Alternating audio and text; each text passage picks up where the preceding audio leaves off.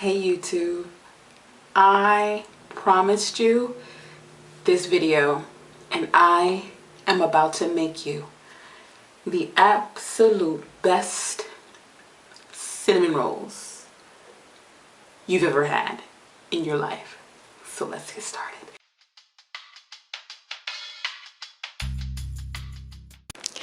Alright you guys, so here is what you are going to need. Now of course you're going to need some flour.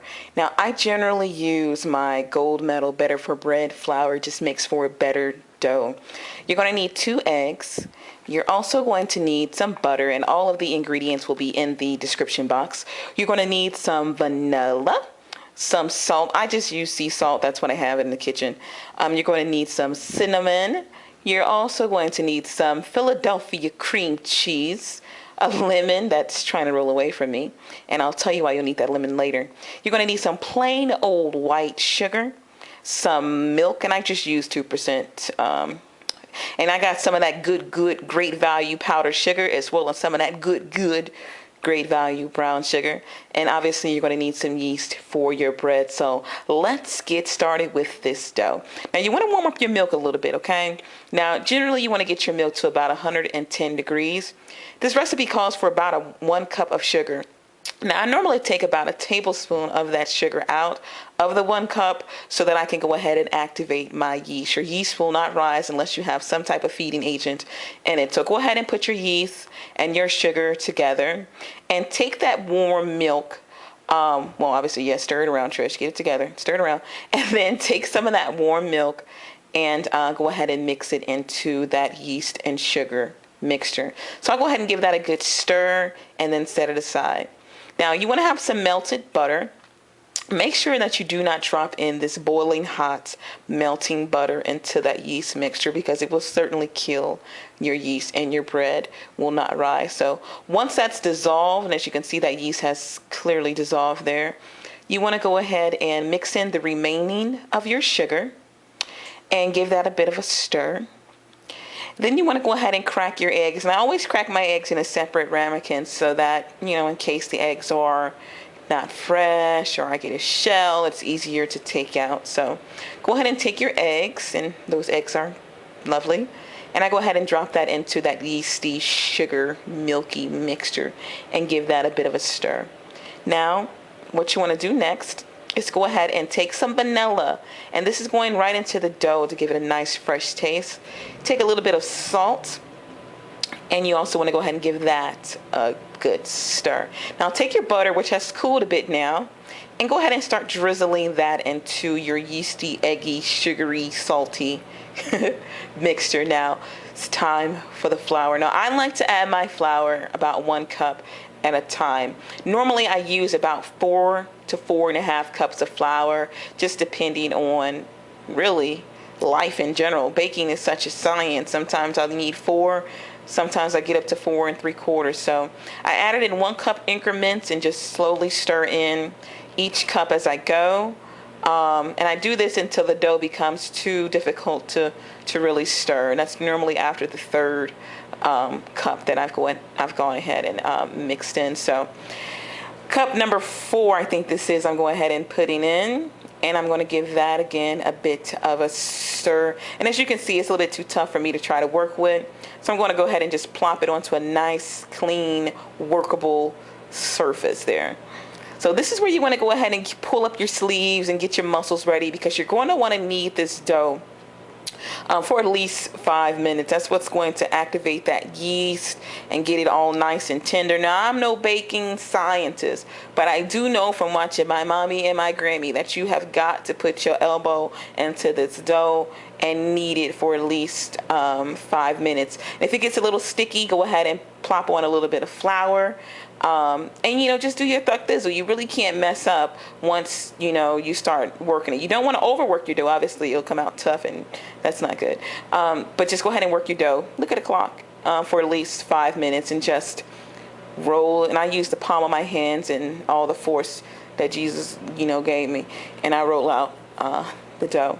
Now this dough is going to come out very soft and luscious, and you want to let this dough rise for at least 1 hour and a half to 2 hours. I cover mine with a wet paper towel as well as just a regular old tea towel, and I let it hang out in a warm spot for about an hour and a half. Now in the meantime, while that's rising, you can go ahead and get your filling together so that you're ready to go. Take about a cup of brown sugar. You want to take some cinnamon and go ahead and mix that together. And that's really all you need for your filling. And just give that a wonderfully good stir. Take out all those chunks if you want, and just set that aside until your bread has doubled in size. Now once your bread is doubled, I like to go ahead and beat the cowboy. Well, I don't want to say that. I just go ahead and beat it down a little bit and work your dough out onto a nice clean surface. Again, you can go ahead and lightly flour it just to make the dough a little bit more easy to work with. And you want to just roll this out into a rectangle. Now, I wish I had a size to give you, but I really don't use a size, you guys. I just roll it out to about 1/4 of an inch, the biggest rectangle that I can possibly get, because I like a lot of rolls. I don't care if they're even or uneven. They all taste the same, and they all are wonderfully delicious. So as you can see, I just rolled out the biggest rectangle that I can muster using my rolling pin in my hands. And as you can see, this dough is not sticking to the surface. It's nice and soft, and I assure you these rolls are going to come out banging. No one says banging anymore, do they? Okay, so take some butter. I've done this recipe 100 million times, so I know about 1/3 of a cup is right there. If you are on a diet, I implore you not to eat these rolls because it will surely demolish your diet. So go ahead and roll out that butter onto your dough evenly as possible. Now take that cinnamon mixture that we made earlier, and it doesn't have to be fancy. Just plop it onto your dough and just go ahead and spread it out evenly onto your cinnamon rolls. And you can see where I'm going with this, you guys. Just smooth it out evenly. Leave a little bit of an edge on the outside so you can seal it so they don't explode when you roll them. And it's really, really that simple, you guys. That's really it. So go ahead and begin to make your roll. Now I use the pull, tuck, roll method. I pull, tuck, roll, pull, tuck, roll, pull, tuck, roll, pull, tuck, roll. I sound retarded saying that. This is my first cooking video, guys. Be nice. But just roll them towards you the long way, not the short way, because you only get about 4 rolls, real fat rolls that probably won't cook if you do it the other way. So just roll it out the long way until you get to the end. It should look like a wonderfully giant cigar. Now, my mom always throws away the ugly ends on the side. I don't believe in wasting wonderful bread. So I always tuck and tighten and flatten those edges so that all of my rolls can be eaten. So take your pan, I think that's a 9x13 pan, lightly butter it, and the only thing you want to make sure here is that you try to get your rolls as even as possible. I really don't care if they're even or not, because some people in my family like crispy rolls, some people like the doughy kind. So if you have some little ones or you have some that are bigger than the other, just put them in the pan. Someone will eat them, I assure you. So try to get them nice and neatly as you can, and just roll them up. If they fall apart, just tuck them in and just place them in your pan.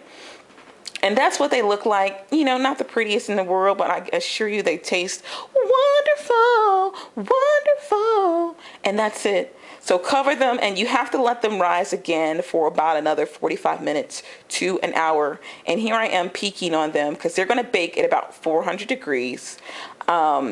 And I'm peeking on my rolls because I'm kind of anxious. So while they're baking, you want to go ahead and get your icing together. So take some cream cheese, take a little bit of butter. So much butter in this recipe. It's so disrespectful.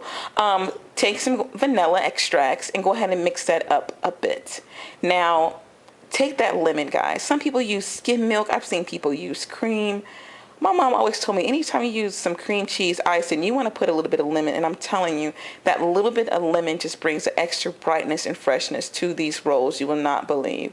Now go ahead and add your powdered sugar. Once again, all of the measurements will be in the description box. And mix that together, and that comes out to be the most wonderfully luscious cream cheese icing for your cinnamon rolls. I don't like glazes. I like thick, gooey icing. And look at those rolls. You can't tell me that you would not clobber those rolls. They are excellent in the morning with like some eggs and bacon, but they are certainly wonderful by themselves with like a nice glass of milk or some coffee in the morning. So here I am. I always take the corner. I live alone, so I am entitled to the wonderful lusciousness of the corner. Yes, the corner. And I'm taking out my roll. It's still a little bit hot. because I want one right now. And I'm just taking a little bit of that icing, and look, the dough is just falling apart. It's so wonderfully tender and absolutely delicious, you guys. So go ahead and try this recipe if you'd like. I have made these for friends. I have made these for parties.